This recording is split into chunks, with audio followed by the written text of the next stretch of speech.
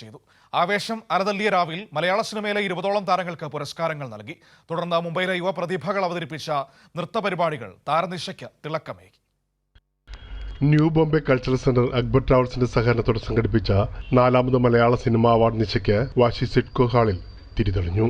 മികച്ച നടനുള്ള പുരസ്കാരം വിഷ്ണു ഉണ്ണികൃഷ്ണനും ബിബിൻ ജോർജും പങ്കിട്ടു.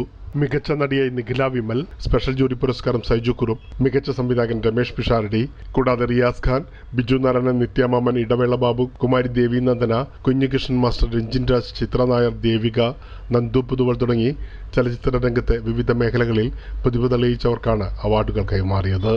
ഈ അവാർഡ് ലഭിച്ചതിൽ ഒരുപാട് സന്തോഷമുണ്ട്. അങ്ങനെ ഒരുപാട് നമുക്ക് നാഗ്പൂരിലുണ്ടായിരുന്നു. ഇവിടെ വന്നപ്പോൾ പല രാജ്യങ്ങളിൽ നിന്നുള്ള പലതരത്തിലുള്ള ഫുഡ് ഭക്ഷണം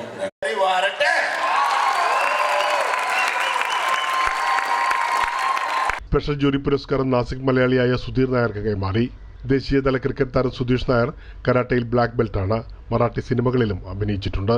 തുടർന്ന് ചാനൽ പരിപാടികളിലൂടെ ശ്രദ്ധേയരായ കലാകാരന്മാർ അവതരിപ്പിച്ച നൃത്ത സംഗീത ഹാസ്യവിരുന്ന് അരങ്ങേറി.